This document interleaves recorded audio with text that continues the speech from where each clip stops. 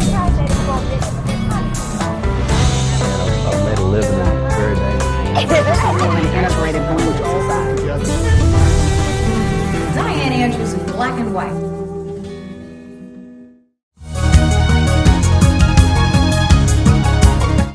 Welcome to Dianne Andrews in Black and White, and I'm your host, Dianne Andrews. Thanks for being with us today, whether you're in our 3 million homes on the CW or Pelican Broadcasting. We're in 50 parishes in 4 counties, all the way over to the great state of Mississippi. And you can also see all our handles on the screen. You'll see it on your television screen or your phone screen. We're in all the usual suspects, from Truth to LinkedIn to Facebook, all of them. We're on YouTube also. All our shows are not there because they pull me down. They do censor. As people say, small as I am, I get censored. YouTube has told me if I put one more show on that they don't like, they're going to eliminate all my 7 years of shows from all my hard work. So we don't want to do that, but everything goes on rumble.com.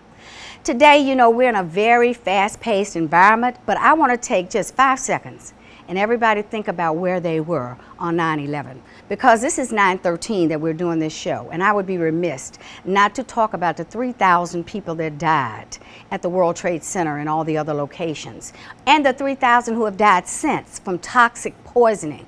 The first responders that went in and risked their own life, and many are sick and dying today. Let's just contemplate where we were. I can remember where I was. I remember running into my mother's room and saying, "Mama, a plane just went into the towers in New York, a plane." Then I went back. She turned her phone on by the time, her TV on by the time I came back, the second plane had hit. It was a horrific day for this country. We became very close. I think there was no division among parties as much as there is today, and we need to try to get that back. So let's just take 5 minutes and thank God for our freedoms here in America.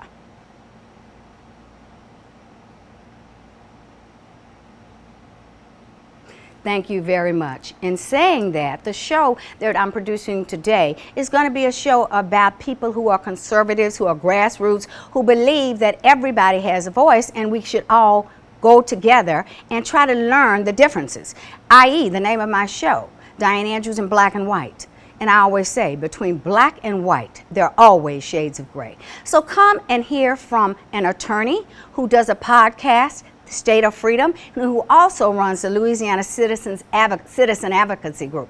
And also, we were in East Baton Rouge Parish Women together, and both of us are not there anymore. I've been a Democrat, an independent, a Republican, and now I'm back to just being a conservative. So come on back to Dianne Andrews in Black and White, and let's hear these stories.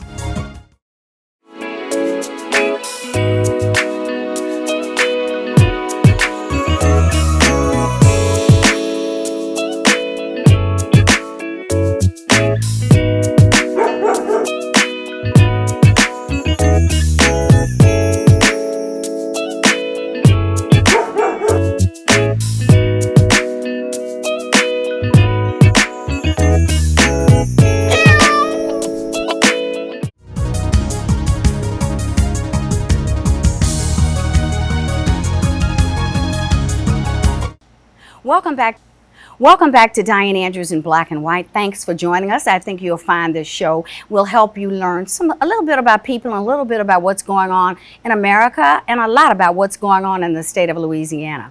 The lady to my left is Christy Haik. She is the founder of Louisiana Conservatives. We've known each other for about 3 years. We were both at East Baton Rouge Parish Republican Women, and we both left East Baton Rouge Parish Republican Women. I left before Christy. She's been an international flight attendant for American Airlines for 25 years. She lived in Germany, working over there for 21 years, 1993 to 2014, which gave her a perspective of how you can judge a European country versus America. I have traveled all over the world, and I tell you, when I look at other countries, whenever I came back, I was happy to be in the United States because of our freedoms. And I mean Europe, Asia, everywhere all over the world. I've even been to China. But I worked a lot with IBM traveling, but Christy also will tell you a story about, and we will talk about what happened at the East Baton Rouge. We are people who want to do things to move forward. If you have a pie that's one size, how do you expand that pie? You've got to add a bigger pan and put more food into it. And that's what we tried basically to get the women to do. But if you keep going to the same old people, I had asked them to let independents caucus with the Republicans. Democrats do. Bernie Sanders is an independent. So is the lady out of Arizona. But they looked at me like I had a tail between my legs. So it was not the right place for me because my time is valuable and I'm here to do things to help this country because I love the United States of America. To her right is Attorney Chris Alexander. If you keep up with Dianne Andrews in Black and White, you know Chris. He was here last year, about a year ago. Yep. We did a show on the Republican in name only, the RiNOs, which we're going to talk about today. We're specifically going to talk about some bills this summer. What happened to the bills? This House and Senate are majority Republican. But we're going to talk about what happened to 7 bills, one that did pass after vetoed by the governor. I think all 7 were vetoed, and one ended up passing, the gender mutilation bill. And I'm going to let him, who's very detailed because he runs this organization, Louisiana Citizen Advocacy Group, and that's what he does. So we're going to start with Chris today, talking about how people can come together. As I said, between black and white, there are always shades of gray. And let's try to get to that gray area where we all can get along. Chris, let's talk about those 7 bills this summer. Well, first of all, I want to tell you, Dianne, how much I appreciate your inviting us on the show today. This is my second time here, and I always feel like I'm walking into the shadow of a giant when I come in here for all the good work that you've done. Oh, thank you. And, I have to agree. And the influence that you've had on so many people. So thank you for having me. Oh, thank you. Thanks for being here. Absolutely. The 5'2" giant. Okay. The 5'2" giant, exactly right. It's not the size of the dog in the fight. That's true. It's the heart, and my little poodle can tell you. There you go. It is the heart. Yeah. That's what matters. Yeah. And to talk a little bit about the recent veto override session, Yes. Dianne, there were a number of very important bills that were passed. Some of these bills had been brought last year, the year before, and because of RiNOs in the legislature, they had been killed. Now, these are Republicans. These are Republicans in the legislature. These very important bills had been killed. So most of these bills had been brought before. This time, all of the bills that we're going to talk about today made it through the legislative session and to the governor's desk. So they were finally passed in the House and in the Senate. One that you mentioned a little while ago, Dianne, was House Bill 648, Gabe Ferment's bill, which would have prohibited, which will prohibit because it passed, transgender surgical and mutilation procedures on minors in the state of Louisiana. We're talking about chemical castration here. We're talking about a process that is actually quite horrific that was sought to be imposed on minors in Louisiana. So Representative Ferment brought his legislation to prohibit that. And it passed both houses overwhelmingly. The governor, our governor, vetoed that legislation. So you're telling everyone he wanted to mutilate, what we call it mutilate, have the gender, some people call it gender affirming care, and have the surgery. If you're 12 years old, now did you have to get your parents' consent? Because in California, the kid can go to school and the teacher doesn't tell you. They may change school clothes to, I leave like this, but I get in the classroom and I look like you. And they don't have to tell the parent that the child is having these problems. I've seen a lot of shows with mothers who lost their children because they actually, her daughter, one I can remember specifically, she lost her daughter because the daughter was so confused about, they were doing the drag, what do you call them? Drag shows, I guess, for minors in elementary school. Yeah. Let me tell you, I did 5 shows on transgender. I don't want anybody to think I'm homophobic here. I have brought in 2 women who were married. I have brought in a gay white guy and a gay black guy. I had a gay white guy debate a black Baptist minister, and you're talking about a hysterical show. If I didn't believe in God, I may not have. After this guy got through talking, I didn't know King James was supposed to be gay. I didn't know that in the Bible, and it came out in that show. I didn't know that. I had not heard that either. Yeah, but so I do believe everybody has a voice, but I don't think children. Absolutely. Yes, Dan, I agree with you 100%. All this legislation did was say that until a person is 18 years old, at which time they're of legal age to make their own decisions, until that age, that quote-unquote gender-affirming care procedures, which I believe is really a euphemism that sort of conceals the real nature of what's going on there. But I think, Chris, some people really believe that they, like if the kid has been talking about all their life, I want to be a boy. You know what the I stands for in the LGBTQIA? Do you know what that stands for? Being in healthcare. It's intersexual, which means I'm born with two organs from both. I may not have the complete penis and the woman's organs, but I have some of both. And mother or fathers decide what they want it to be. And a lot of kids walk out, and when they do get to be 18, I remember one guy on Discovery, he said he looked like a man with hair like me and Christy, you know. And he was a girl all the time, but they made him into, they made him into a girl. He was a boy all the time. So he had to wear the girl's clothes. He was miserable all his life. I think it's exceptions. Don't get me wrong. I don't believe on mutilating kids, and I believe that is. But if you're an intersexual, people should know. And then parents know. But what's and the you may choose the wrong sex. And I think, Dianne, I would agree that is a very, very, very small percentage. But they have put it now in the transgender logo, Sure, the IA. they do. That's intersexual. That's what that means. But it's important. Hermaphrodite is the old word for it. That's exactly what I was thinking. Yeah. The word of Right. Yeah. So I believe, as a constitutional conservative, Dan, I believe that if somebody wants to undergo those procedures when they're 18 years old, have at it. I would protect their right to do that in law, because we live in a free country, and I firmly respect the right of people to make those choices.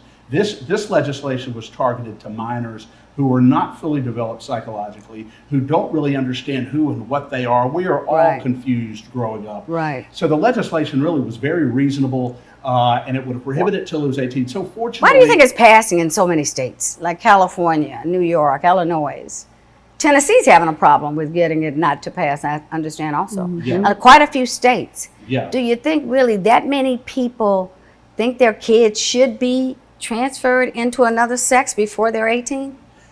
It's possible. Look, we live in a confused society, and quite frankly, parents are not necessarily an exception to that. Yeah. A parent can't give his child drugs. A parent can't authorize his son or daughter to do a whole number of acts that are illegal while they're minors. So they can actually be arrested. You can't drive until you're 18, right? 18. So right? so a procedure like this that is irreversible. I agree. Irreversible. Yeah. So that. And some people have tried. Did you see the lady who spoke to Congress? She had tried. They changed into a boy. Now she's trying to change herself back into a girl. It's impossible. She's trying to detransition. Yeah, detransition. Very difficult to do. Yeah, very difficult. Very difficult. So that fortunately passed. Unfortunately, Dianne, there were a number of items of legislation that passed substantially in both houses in the regular session, important items of legislation that the governor vetoed, and then because of RiNOs. Now, do we have any RiNOs that voted against this bill, stopping this bill? Some people who did that. We actually do. The governor can only veto one time, I understand. Is that correct? It goes back to him one time, and then it goes back to the legislature. Can't go back to him. No. So you can pass it even after he vetoes, because there are enough Republicans in the House and Senate to do so. But you're still not passing. We're not passing. So there were two Republicans who voted against the legislation. What's their name, so we can put their pictures up here so everybody can see who they are? One is Representative Joe Stagney. I call him atrocious Joe Stagney. Where's he from? From Jefferson Parish. New Orleans area. St. Charles Parish, New Orleans area. He voted against it in the original legislative session, and he didn't even show up for the veto override. And then Senator Fred Mills voted against it in both the now, where's he from, Fred Mills? And he's from New Iberia. Does anybody Clay Snyder, I guess he's kind of over the talking to people. Do they ever go talk and caucus like Nancy Pelosi would get people in the room and make sure everybody voted the same way? Yeah. Do they do that since you all work with them down there, Chris? It happens all the time. There are always these internal machinations that occur in the legislature. People are trying to do horse trading for legislation. It happens all the time. And sometimes the leadership puts pressure on people to vote a certain way or another. Do you think Clay Snyder puts pressure on people to vote with the Republicans, or is he a RiNo also? I think we decided he's a RiNo too, didn't we? I think Clay Snyder puts pressure on people to do what is in Clay Snyder's best interest. It's not always in the best interest of Louisiana citizens. I'll just leave it at that. So to answer your question. Who's running for Secretary of State? Running for Secretary of State right now. That'll be another atrocity. That'd be another atrocity. Yes. Exactly right. So the one bill that passed to the legislative session, overrode the governor's veto, was the transgender mutilation bill on minors. And there were a number of others. It was great. You sent out a newsletter on that about 2 months ago. I sure did. And I did read it. That's how I knew. And that's why I wanted to get you on to talk about that. Yes. And so it's really, really very thrilling. And by the way, that was the first time, and this is noteworthy, Dan, that was the first time in the history of the Louisiana legislature that a governor's veto has been overridden in a formal veto legislation. The first time. Yes. So when all 7 of them should have been overridden. What about, let's move on to China, which I have a big problem with China and what they've done to this United States, but we've allowed them to. Yes. They own 1.4 million acres of Louisiana land, which is 7%, the highest in the nation of our land. We have 23.9, and I'm talking about cropland. You know, Bill Gates is the largest farmland owner. Ted Turner is the largest landowner in America. Americans who are the largest. Yeah. And when I did a show with Dr. Strand in December, it was 250,000 for Gates. Today it's 270,000. He's gobbling up land all over the country. At a very frequent rate. You know why, you all? We're the most blessed country in the world. Nobody has the resources that we have. That's right. China didn't have enough food, although they're 1.5 billion people. But they don't have enough food. They don't have enough land. They bought Smithfield pork also. They bought that under Obama. I didn't know that. I buy pork for my little doggies because I don't eat it. But I was looking at it one day and I was reading something. I said, oh, wow, this is a company they own. I think that's the largest pork manufacturer in the country. Would they let us buy anything in China? The answer is no. You're definitely not going to fly balloons over that country either. Very, very, very good point. Yeah. But about HB 125, the bill you're talking about, Representative Michael Eccles brought it, and it's a bill that specifically prohibits enemy foreign governments like China, I read what you the said. Russian Federation, Iran, those governments from purchasing agricultural land inside the state of Louisiana. But it didn't pass. It passed in the regular session in the House and the Senate substantially, overwhelmingly. Did people get paid off, you think, when it goes back? How do you change your mind in 2 weeks? I mean, if you really have the wherewithal to say, this is what I want to do, when you sent it to the governor, when it comes back from the governor, why do you change your mind? It's what you believe in. I'll tell you, Dan, because the governor puts an awful lot of pressure on those legislators.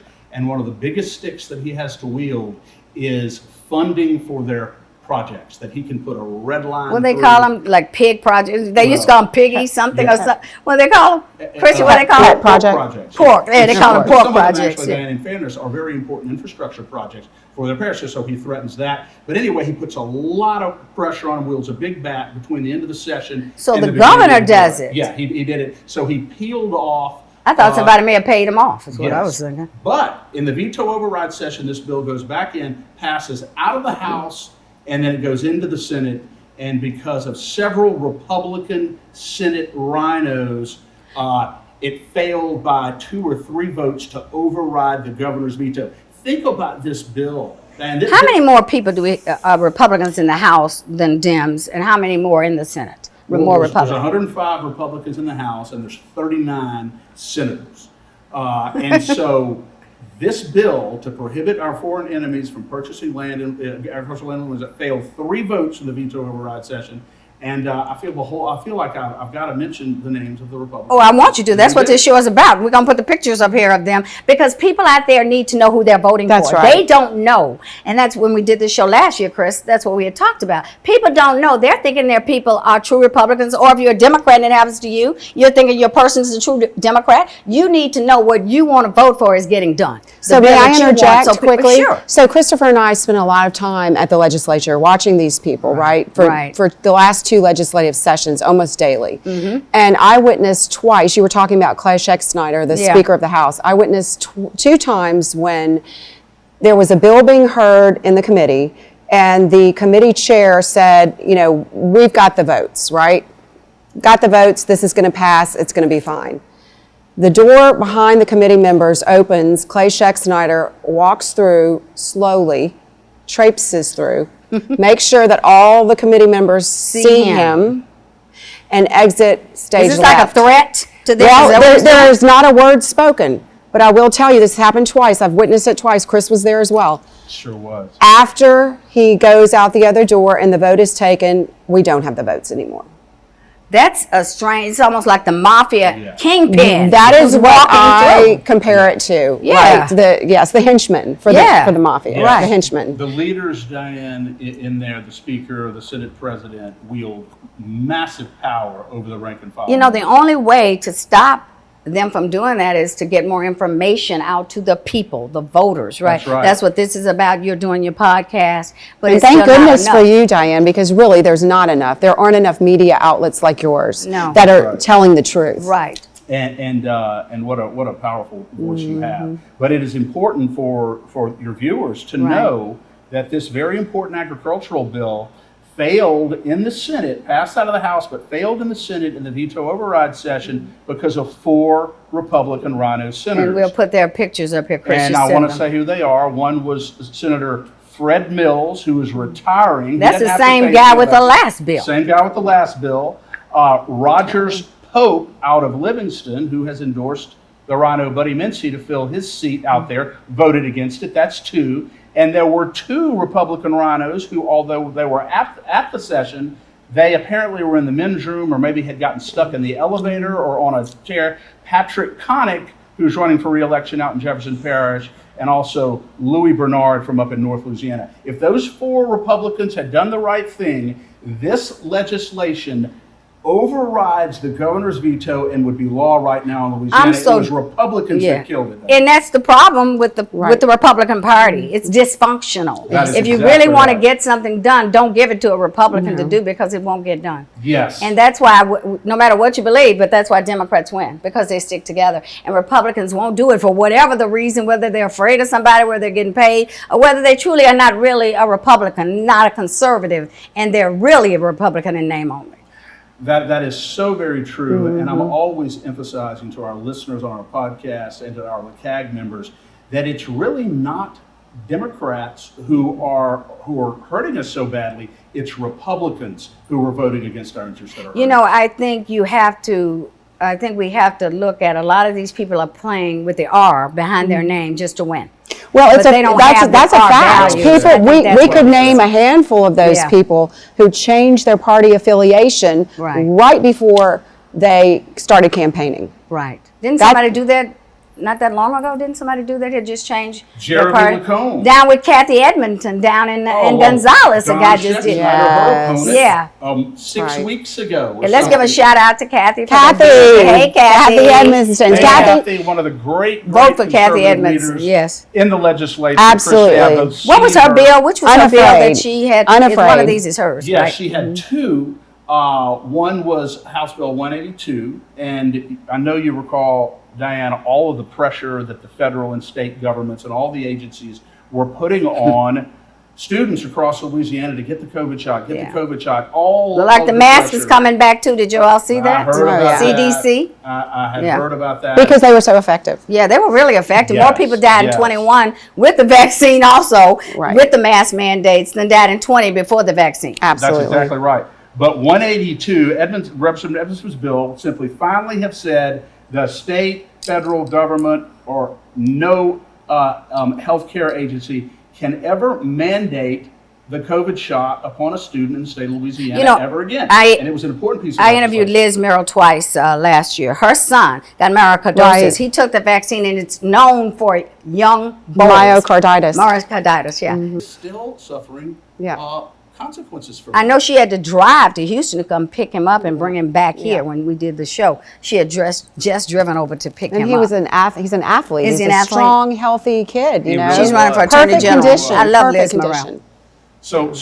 So it goes into passed in the regular session, House and Senate, goes back into the veto override session, and it failed by one vote in the House of Representatives, one single vote because of the vote. Which one was he? Republican Which RINO was he? It was Les Farnham. He's a Republican, but Les has said that it was because his machine malfunctioned. I know he went back and tried to get a revote on it, but he was unable to do so because the Senate had already adjourned So assuming in Les Farnham's favor, if he had voted for this, it would have passed with the 70 votes out of the House, or if his vote had been registered correctly. So does Kathy have to bring it back next year Yes. to committee, right? Yes. You have to bring it all the way back and try to get it through again. Right. I do want to mention this. There were 2 Republicans who did not appear at all for the veto override session, this historic veto override session. We really don't know why, but somebody apparently got to them. Representative Paula Davis, Republican right here in Baton Rouge, and then Representative Joe Stagney out there. You mentioned him again. Boy, he's something else. If even one of them had appeared at the veto override session and voted for this bill, it would have passed out of the House and into the Senate. Do you know if there have been any studies now with just the general public? How many people really want their children in the state of Louisiana? Is it a minority that want them to be vaccinated, or is that the majority? Has anything been done to tell us, okay, 60% of the population in Louisiana doesn't want their kids vaccinated, or they do want their kids vaccinated? I think it's a very interesting question, but I think the more fundamental question. But it should be a choice. Why isn't it a choice for the We parents? have the fundamental constitutional right to make that decision for That's right, it's a choice. And I always tell people, I would protect anybody's core right to get any vaccine they want, just as much as I would protect somebody's right not to. Right. I would be just as zealous. Right. I just don't believe the government has any business mandating. Do you think it might have something to do with Pfizer created 10 billion hairs from the vaccines in the last 2 years? Well, they are certainly making, to say the least, a profit off of A this. big time profit off this. And the doctors are incentivized to give those shots. That's right. And the hospitals are incentivized. So And even, with COVID, when you had COVID in the hospital, if you came in from a car wreck, but And you you died ended up from that. dying, they said You tested you died positive from from COVID. COVID. You know why? You got $40,000 That's more. right. I've written a book on COVID and interviewed Yeah, so 20 you people. know all this. And I then know all people the who stuff got on vented, COVID. they got The incentives vent for was that. a bad mistake. Horrific. That's right. They That's shouldn't right. have been. And I'll tell you, being in healthcare a long time, most people who are doing those vents hadn't done it since medical school. Oh, That's the problem. I used to own sleep apnea labs. You need a respiratory Yeah. therapist. They know how to do. They know how to do that. Or you need someone who is a pulmonologist to do that. And they were taking people from the emergency room. Let's take the house guy up in Monroe. His wife won his seat, I think. He died from Letlow. He didn't really die from COVID, I understand. He died from some effects of a heart attack or something else. Well, actually, I know that story Yeah, because how did you- I had COVID in July of 2020, and when it was a new, Had we you didn't had know the very vaccine? much about it. If you There want was to no answer, had shot, you and I had, wouldn't when? have. Oh, 2020. Yeah. 2020. It was new. It was July of 2020, and it caused bilateral pulmonary emboli. Both my lungs were Right. full of blood clots. Yeah. And he died. 3 different doctors told me that my strong heart saved me because I was so full of blood clots. Right. He died with the same thing, full of blood clots, but he had a heart attack. Right. Yeah. Not COVID, but they said he died from COVID. But COVID probably for him was the reason he went to the hospital. Thank you for being with us today. I think you found some very informative information from 2 very informative individuals here. And whether you're, again, Republican, Independent, Democrat, Conservative, it doesn't really matter. Some of these bills have to matter to you, just as being a citizen of the United States. So come on back to Dianne Andrews next week and join us again with our Commissioner of Agriculture and Forestry, Dr. Strand. You know him. He's always on my show. Dr. Mike Strand. He's also a veterinarian. Come on back to Dianne Andrews next week.